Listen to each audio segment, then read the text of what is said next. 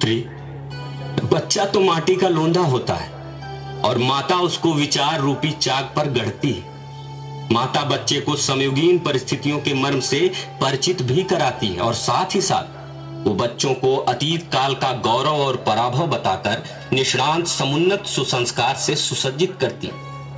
पुत्री, माता ही एक तरह से हमारी ध्वजधारिका, धर्मधारिका और तेजस्विता होती है। निश्चित रूप से आप ठीक ही कह रहे हैं ताश्री।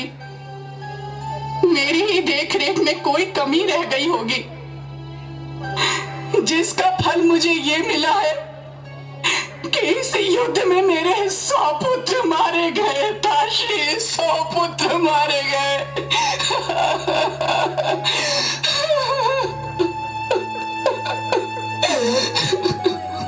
मत रो पुत्री, इसका मुझे भी खेद है। जिस प्रकार संपूर्ण पृथ्वी की संपदा, वन, उपवन, झरने, नदियां, खेत, खलियान सब पृथ्वी माता की निधि है, उसी प्रकार इस संसार की सभी सांस्कृतिक ज्ञान, सांसारिक संबंध और पारिवारिक सामाजिक सरसता के साथी माता इहलोक, परलोक, ब्रह्मलोक से भी अवगत कराती। पुत्री, माता गोद के बच्चे को ध्रुव तारा दिखलाकर खेल और प्यार में ही सर्वोच्च स्थान प्राप्त करने का प्रत्यक्ष प्रमाण दिखाती है।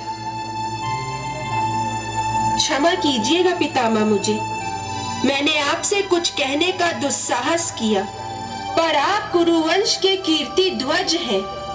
पितामह, मैं इसलिए ये कहने को विवश हूँ, आपकी नारी महिमा में मुझे भ्रम हो रहा है। नहीं पुत्री, नहीं, भ्रमित होने की कोई बात नहीं। तुम्हारा विचार संभवतः सत्य ही है।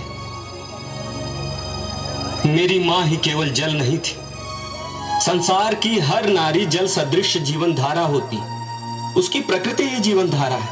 ये तो पुरुष प्रधान समाज का उसका उपयोग भोग करने का तरीका है कि वो उसे जीवन धारा समझता है या जीवन हारा। पर पितामह, पुरुष नारी को महत्व देता है। पुरुष ने सदैव से नारी को बुद्धिहीन समझा है। सच कह रही हो पुत्री, पर जिस तरह पूरे ब्रह्मांड में जहां जल नहीं है वहां जीवन नहीं हो सकता, उसी तरह जहां नारी रूपी नारायणी नहीं है वहां जीवन कदाचित नहीं हो सकता। पुत्री, मैं भी जीवन जल रूपी मां गंगा से प्राप्त असीम स्नेह और प्रेम से सराबोर रहा। फिर अंबा, अंबिके के भ्रात प्रेम का रसास्वादन करता रहा। पुनः कुंती और गांधारी का सहोदरी सम्मान पाता रहा। द्रौपदी का पुत्रवत प्रेम पाया, पर निश्चय मैं निज प्रतिज्ञा से ब्रह्मचर्य व्रत के चलते पत्नी सुख से वंचित रहा। जिस सुख के पत्नी कर्तव्यता से अनभिज्ञता के कारण मुझ में वो सरलता, सहजता और मधुरता नहीं आ पाई। पितामह, आपने विवाह नहीं किया, आपने सदैव स्त्री को दूर से ही देखा है। आपने अपने जीवन में स्त्री के प्रति क्या अनुभव किया कि आज आप ऐसा कह रहे हैं? मैंने शक्ति को केवल पौरुष शक्ति के रूप में देखा और हस्तिनापुर सिंहासन की सुरक्षा ही मेरी प्राथमिकता थी। इसके बाद मैं नारी सुरक्षा, स्वाभिमान पर कभी नहीं जा सका पुत्री, कभी नहीं जा सका। जिसके चलते पुत्री मुझको शेष कुल में माता गंगा से जन्म लेकर भी जीवन पर्यंत दुख, ग्लानि और विवशता भरा जीवन जीना पड़ा।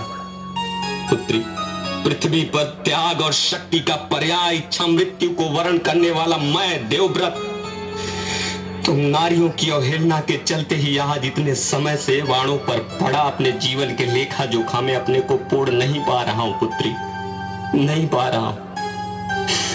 पुत्रियों, तुम सब मुझको क्षमा कर देना, क्षमा कर देना पुत्रियों। पितामह, हम आपको ही सम्मान का द्योतक है। पितामह, शरीर का वध तो एक बार होता है, पर स्वाभिमान से बाधित नारी का तो पूरा जीवन ही श्राप सदृश होता है। स्वाभिमान से मृत्यु का वरण करना तो सौभाग्य है, पर पुरुषों की दया पर जीना, अपमानित होकर जीना, पति द्वारा भरी सभा में जुआ के दांव पर लगा लेना और हार कर पत्नी को विजेता को दे देना दुर्भाग्य होता बस करो पुत्री, बस करो। अब और मुझ में सुनने की क्षमता नहीं है पुत्री, नहीं है।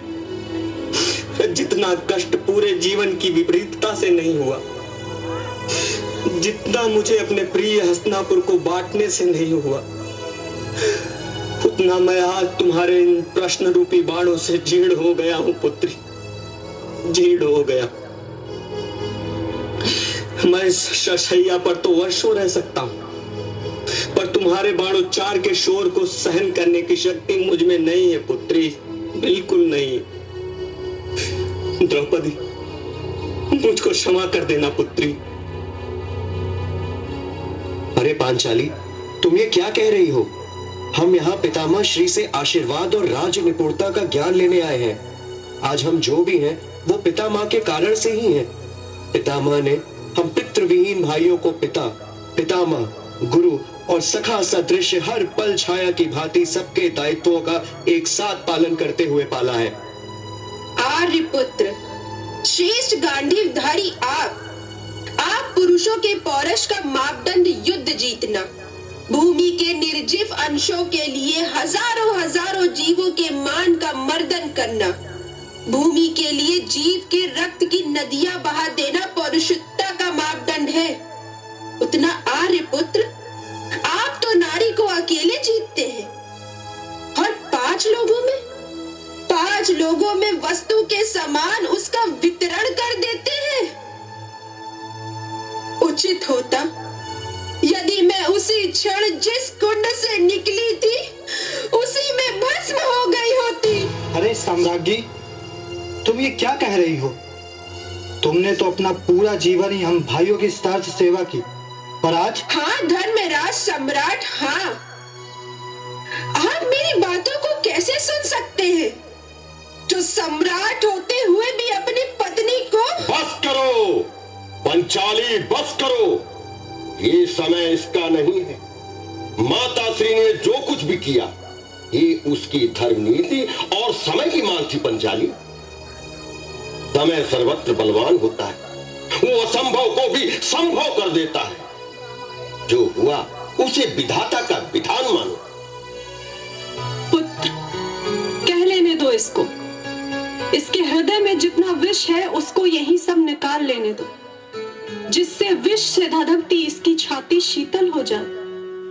तुम लोगों ने कुरुक्षेत्र का युद्ध अवश्य जीत लिया है, पर नारी का हृदय नहीं जीत पाए। स्वयंवरों में तुम वीरता के बल पर स्त्री के शरीर को परास्त करते हो, उसके भाव उत्कार को नहीं, उसके स्वाभिमान को नहीं। नारी कोई वस्तु नहीं है पुत्र, जो एक बार मूल्य देकर प्राप्त कर ली जाए। मैं ठीक कह रही हूं ना केशव? नारी के उद्गार को मूल्य देकर चुकाया नहीं जा सकता। इसका तो मूल्य हर क्षण नारी के सम्मान में निहित होता है। जो नारी अपने रक्षक पिता, भाई, पति, पुत्र के सम्मान में ही अपना सम्मान समझती है, उस नारी के हृदय में गंगा का अवलोकन करना पुरुष जाति को कदाचित शोभा नहीं देता। पुरुष जाति तो नारी को अपनी जागीर और बहुत जगह दासी ही समझता है। पुत्रों, नारी तो जीवन धारा है जो आजीवन रस देती रहती है। यह इसका प्राकृतिक गुण है, इसका कभी अवसान नहीं होता। पर क्यों मां? हम लोगों ने ऐसा क्या किया जिससे नारी जाति को ठेस लग गई? यही पुत्रों कि अश्वमेध यज्ञ अवश्य कर लेते हो, पर नारी सम्मान में कायरता कर जाते हो। हाँ पुत्र, हाँ, नारी को तुम पुरुषों ने सदा से अपना सेवक ही समझा है। उसका हर रूप पुरुषों का आजीवन ऋणी होता है।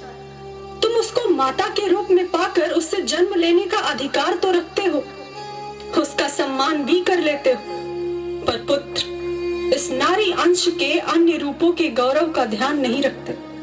पराजित पिता से उसकी पुत्री को द्रव्य समान बलवत ले लेते हो, पर क्या किसी विजित कन्या से उसकी अभिलाषा जानने का प्रयत्न भी करते हो? पर माँ, आपने जन्म से लेकर आज तक मुझको यह अनुभव नहीं होने दिया कि आपने हम भाइयों की सेवा स्वेच्छा से, हृदय से करती हैं, ना कि किसी बंधन से, और आज इस तरह का उल्हाना दे रही हैं। जो हम भाइयों के जीवन में असंभव है। माँ, ये मैं आज क्या सुन रहा हूँ?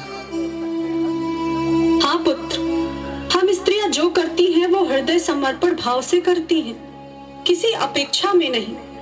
ये तो हम स्त्रियों की प्रकृति है पुत्र। हम निज